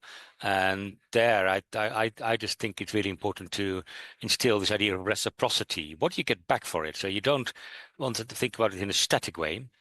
You want to think about it in a behavioral way, so that you change the behavior of companies, or in an aggregate sense, i.e. that you change the portfolio of companies in a particular sector towards a more innovative, or you change a particular company's behavior to have more linkages or do skills building a bit more than it would otherwise have done, because there are general benefits from skills building that are not captured by the private investor. So I think you need to think about it in a dynamic way, which goes back, I think, to the point that I made earlier, which is that you need to think about a strategy. What do you want to achieve, and how can your incentive structures support you with this, and in addition with other incentives. I don't know whether are there any other questions that you want me to to address on this particular point. So I mean, subsidies. And is it a subsidy? I mean, is it getting money, or is it just revenue forgone, right? I mean, they're implicit subsidies, but I think in many cases these are, in a static sense, they're called revenue forgone, and we've done those calculations that if your counterfactual was the company would have come anyway without the incentive and would have paid taxes, or would have been, then this would have been your revenue. But because we have an incentive, you pay less. It's not actually giving money as such, but it is revenue forgone. And I think those revenue forgone calculations, I think they're good, and you need to cost benefit analysis. But at the same time, you can also critique them because they don't look often at the strategic objectives that you can achieve. Because I mean, I've done some in the Caribbean, for example, and one week the IMF would come in and say abandon every incentive scheme. And then the next week somebody else would come in and say, well, actually, you want to achieve some strategic objective. The country wants to achieve objective, and some limited incentives managed well may well fit into that. And so I think you need to couple this cost-benefit analysis. The revenue forgone calculations with what do you get for it. And I think that's where I think Andreas was mentioning, I think, something here which I find really interesting. And I think that needs to be done. You need to cost-benefit analysis. And there are actually very few countries that, not very few, but a lot of countries that we're operating in don't have cost-benefit analysis. I mean, I worked in the 90s in the UK Treasury here to think a bit more about that and and capital budgeting and so on. I think that's a very promising way forward. So cost-benefit analysis, and think about what you achieve with your incentives. Awesome. Thanks, Dirk. Looking at my questions, we do have 2 more rounds, but I just want to finish this round. The 2 rounds that we have left is one just looking at sector case studies, so reflecting on agro-processing and the automotive industry. And then the last round will be on institutions. So learnings from Ireland and institutional coordination. So those are the 2 rounds that we have left. So Annie, Khulekani, if you can share your thoughts on this particular topic on financing and PPPs. Yeah, so I think... Oh, go ahead, please. Oh, I think sorry, did you, yeah. You mean me? Must I continue, Orlin? Yeah? Okay, so yeah, I think the discussion around the development banks and subsidies and financial institutions is very interesting because, of course, for women entrepreneurs, women enterprises that tend to be less financed, are more startups, or maybe smaller growing, I think the development banks are probably better for them. And I think we should all not forget the cost-benefit analysis of ensuring that women are included. They are 51% of our population. And we are literally excluding them at the moment. And so we're excluding an awful lot of those engineers who've come out of university, the financial people who've come out of university, who are highly skilled and really could do and would love to get involved in these things if they were given more support. But at the moment, it's quite difficult for those who don't have collateral or haven't got a long track record to actually access these kind of subsidies, grants or loans. Thanks. A brief comment from me on the financing question. I think important points have been made, and I won't go over those. Except to say that what we do very little of in South Africa is supporting small enterprises, supporting startups, supporting innovators. And yet that's where the opportunity lies for addressing many of our challenges. And for that particular grouping, obviously our capital markets would not be suited for that kind of support. And so it seems to me that the kinds of incentives that are provided by a government for those small startups and innovators, there will still be room for that. And I think we need to do more, both in terms of size of the support that we give, but also the comprehensive, making sure that it is comprehensive. It doesn't help to just give these entrepreneurs something that's not really meaningful, that's probably not meeting the most important need for their stage of development or life cycle. So I would just make a case for incentive properly targeted at startups, small enterprises, and innovators. Thanks. Thank you so much for that, Khulekani. And then on the sector case studies, so there's been a request to reflect on how we can strengthen agro-processing and related value chains such as maize, and what lessons we can draw from international best practice. And another question has been for an honest reflection on the performance of the automotive incentives and import duties, and whether these are designed to prop up local manufacturers, which does keep vehicle prices high and has a negative impact on aftermarket and consumers. So perhaps a reflection on those industries or other sector case studies that you think might be important. So if we go back, Matthew. Okay, thanks, Laura, and thanks again for the good questions. I kind of feel I've already spoken enough of, or perhaps too much, about the auto sector. So I'm going to frame it a little bit differently, and I'm going to reflect on Thomasanka's question, which I think is a really nice way at asking the same question, but from a more abstract or general perspective. And he asked, should our incentive programs be supporting comparative advantage in those sectors that seem to have some underlying competitiveness, or should they be supporting or boosting those sectors that are less competitiveness and are more desperate for support? And I think the auto and agri sectors are, I think, good exemplars. So one of the phenomenal success stories of South Africa the last 10-15 years has been the growth of the agri sector and the agri processing sector. It doesn't receive the same extent of industry level support that manufacturing does, or particularly the auto sector does. But it's creating a whackload of jobs. It's highly export orientated, and in many subsectors, South Africa is a leading player, whether that's in citrus, wine, and more recently in soya. And so in the agri sector, where we clearly do have some comparative advantages.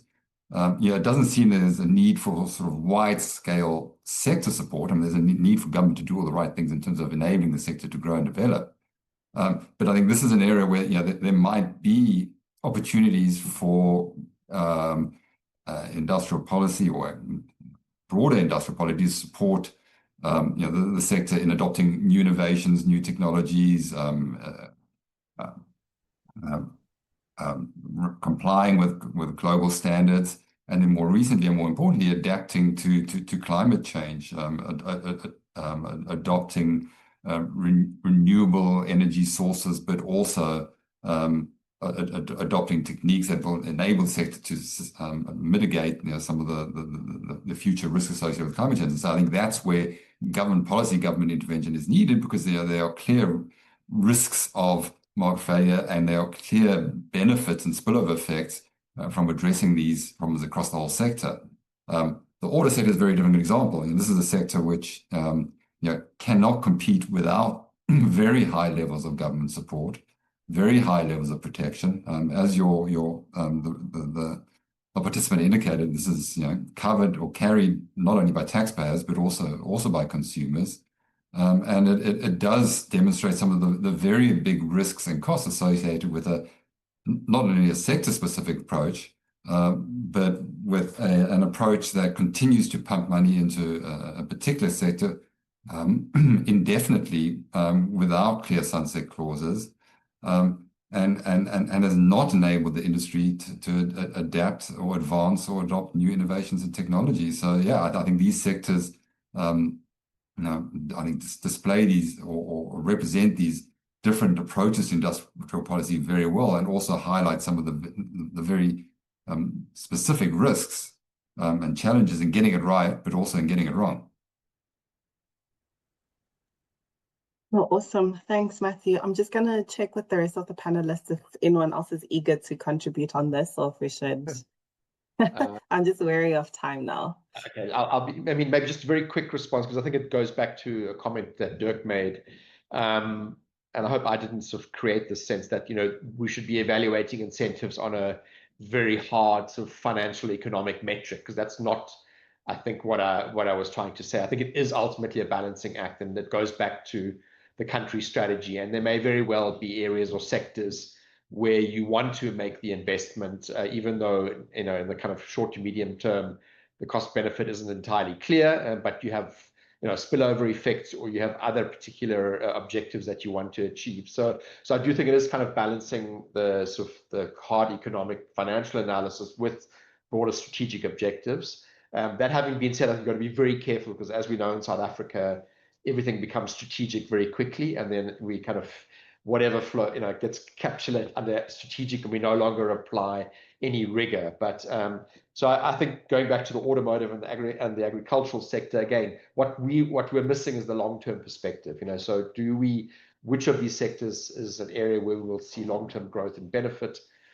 Which of these needs to be transformed? Which doesn't mean we withdraw the incentive, but it may mean recalibrating or changing the nature of the incentive in order to ensure the sustainability. So as Matthew's already mentioned, for automotive, we're not really responding to the challenges of the change in the global automotive sector at this point. We're trying to sustain what we've got. So let me stop there to give others an opportunity as well. Thank you. Annie, please go ahead. Oh, thank you so much, Lauren. Just to note that the agro-processing sector is a sector favored by women, and it is a sector that really can be expanded, particularly in terms of export. And so I think one of the other speakers said it earlier that, if we're going to be targeting women, we need to look at sectors at value chains in a different way, and sectors, and open them up. And of course, women tend towards some sectors and towards some value chains more than others. You're not likely to find them in the automotive sector. They like the green economy, for instance. They like sustainability. If you look at Ndala Inclusive Successes, they've all been in the areas of sustainability, producing sustainable products and cleaning materials and things like that. So I think, I would like to see us look at a broader range of value chains and sectors than we have previously, in order to encourage the participation of more women. And then perhaps as a last round, so that this question was asked slightly different, and it was whether we should be prioritizing investment promotion around spatial priorities, so looking at regions, corridors, or cities. And I think this speaks to, Dirk mentioned industrial clustering a bit earlier on, or whether we should focus purely on sectoral approaches. I don't know if there are any remarks around prioritizing, spatial regions versus sectors. And then the second one, which came from Elias, is, and I'll just read it out. He says he was pleased to hear that government officials in Ireland are still sensitive or embarrassed about reporting failure. And this is a huge positive professional signal. This may be one of South Africa's biggest weakness, where we seem to celebrate failure. What are we doing wrong? So by show of hands, who wants to engage with those two questions? I'll go ahead, Dirk. I'm happy to say one or two things. So sectors versus regions, or both, sectors versus value chains or clusters. So I suppose maybe in the old days we were thinking about sectors, and structural transformation was from one sector to another, and now it's a bit more of a sort of clustering, and it's a combination of activities, but it is around filling gaps as well. So thinking about and gaps that make sense, right? So that just cohere. So if you think about the future of an economy, and there are some missing gaps, then it makes sense perhaps to promote some activities more than others.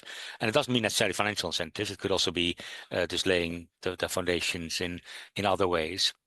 I'm always a bit wary about this targeting particular sectors and particular regions without economic reasoning behind it. And also, I've seen this too many so-called special economic zones, or EPZs, that really weren't just maybe have a fenced off area, but that's about it. And this don't come alive because they're in a completely wrong location with no transport links, etc. And then it just doesn't make sense, right?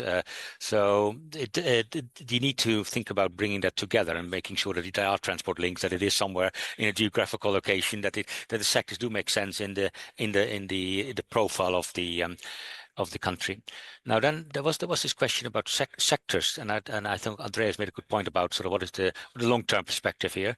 And these are live questions also in various areas now. So we work a lot on the African Continental Free Trade area, and there's still a live discussion about rules of origin, for example, particularly around the automotive industry and the garment sector. And I think was just being discussed 1 or 2 weeks ago in the Cairo conference, and I think there's some things going on in the future. And there you got two perspectives. And I just came from Nairobi actually today, last night, and if you had sort of Kenya, maybe thinking about South Africa. So if you have the Kenyan perspective, it's sort of we import a lot of stuff and then we assemble and then we export it again. That sort of approach, which has very liberal rules of origin, is one way of looking at it. And maybe the South Africa sort of more idealistic approach is sort of say, well, we'd like to do everything, produce everything locally, and so it's very strict rules of origin, and sort of say you can only get preferential market access if you produce everything locally. I think what is important here, and you need to take into account the longer term perspective, but also have a pragmatic approach. And I think Matthew was mentioning that as well. Sort of, you can sort of say, well, we may not yet have a comparative advantage in it, but we could possibly get there with the right structures here, with the right rules of origin in place, maybe not now, but over time, and sort of with some economic criteria linked to it. And I think that is a sort of, if you're in that space, if you're able to manage it in those ways, then I think you're in a very good place. And it needs a bit of management, and many countries that we work in may not have all that capacity, but I would have thought that South Africa does have it, and is able to sort of manage an incentive structure to come with the industrial strategy and the other strategies, and bring and also evaluate that and report on an annual basis. Say, well, what have we achieved now with our incentive structures towards those objectives, and then change, which I think the other speakers are also saying. So. That's perhaps my point, and this also applies to regional versus sector. Sort of, it may not work, right? You don't get it right in one go. This is experimenting. Industrial development is experimenting, as Danny Roderick would have said. Yes, no, 100%. Thank you so much, Dirk. As if you have not been explicit enough, I'm just going to ask the panel 30 seconds, sorry. Just closing remarks. It could include 2 or 3 policy recommendations or what, we need to think about going forward.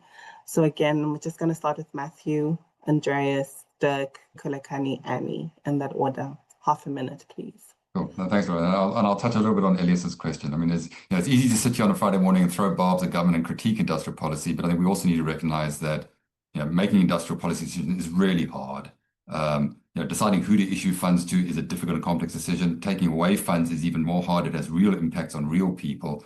And so this is, easy to comment on, much more difficult to do. And so, all we can ask, I guess, of government is, in making industrial policy decisions, in taking the kind of risks or doing the kind of experiments that Dirk has spoken about, let's try and be as rigorous as possible in terms of the analysis, but let's also be as transparent and as possible in terms of the communication of the results and the sharing of the impacts of what is done, but also what has been achieved.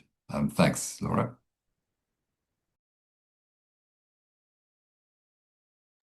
Andreas? Okay, yeah, I mean, Matthew's taken things that I wanted to say, but I'm going to repeat them.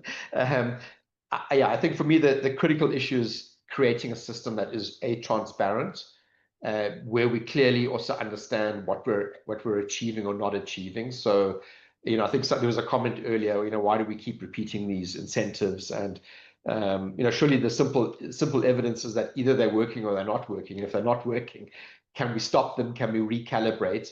And I do think, going back to Elias's comment, that does require a bit of a change in government mindset. We do have a kind of resistance to learning from failure, and I think that's not a bad thing. as long as we stop it and we recalibrate and learn from it instead of just continuing to throw good money after bad. So I think for me, that is, I kind of think a critical issue is just how do we build a system that is continuously reflecting on what is working, what is not working, and how to recalibrate it. And I think there are a lot of parts at the moment that are starting to move in that direction. Finally, I think the comment that and I'm glad somebody finally introduced to Danny Roderick. I think, you know, we often think about industrial policy as like plumbing, and it's simple. You know, you put these two pipes together and you put this joint and everything will work. And I think it is much more complex. You're dealing with systemic changes, and I think we need a system that is more responsive and alive to that, which is very, very difficult in a bureaucratic state environment. But I think it's absolutely critical that we start building in those reflection mechanisms, those feedback loops. Otherwise, we just end up with a very static incentive system that continues year after year without any measurable effect. So let me stop there. Thank you. Thanks, Andreas. Dirk?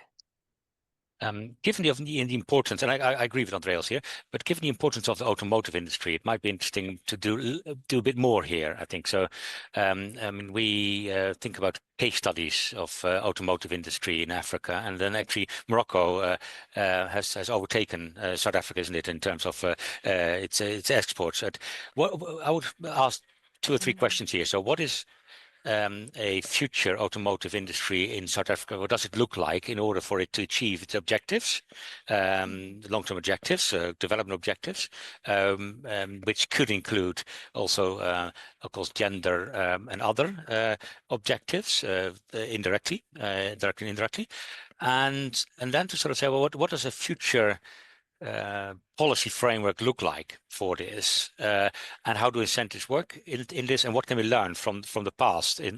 I still have this sense that something has worked up until 2005 or so, at least, but then something has lost, and I think Matthew has mentioned it. So then, what is not working anymore? Then, given the importance of this in the whole incentive business for South Africa, I think that seems to be like a really important question to raise right now. What is the future? What helps the future, and how does incentives, like how might incentives or other things fit in this? Oh, thank you so much, Dirk. Khulekani? Thank you. We need a far greater focus on growth in designing incentives, and to design incentives that are publicly targeted and help us achieve that goal is we need better data and better analysis, all of which are currently very weak or missing in our incentive program. Awesome. Thank you so much. Annie, the joys of coming last. Well, I'm just going to concur with everyone else. We need analysis, but I'd like to see a proper gender mainstreamed analysis that takes consideration of what really were the outcomes, and try and determine why there have been such poor gender outcomes, and how we can build incentives and schemes that will help women enterprises better. Awesome. Thank you so much, Annie, and thank you to our presenter today, Matthew, and the panelists. We really appreciate you helping us to think differently, deeply, and intentionally about industrial policy and industrial incentives. Thank you so much to the audience for setting aside time to be with us this morning to contribute to such an important topic. And in the background, we also just want to thank Margot and the whole team at IRSA for convening, such a well-run organization. Thank you, webinar. Thank you so much. Just a reminder, all of the recordings and details will be available on the IRSA website. There is a feedback survey link in the chat. Please take time to complete it. And as a reminder, the next 2 webinars will be next week on Thursday, 9 October from 2 p.m. to 4 p.m. on public procurement. And the final one will be on development finance on Thursday, 16 October from 10 to midday. Thank you so much. And yeah, we look forward to continuing this conversation. Have a lovely day.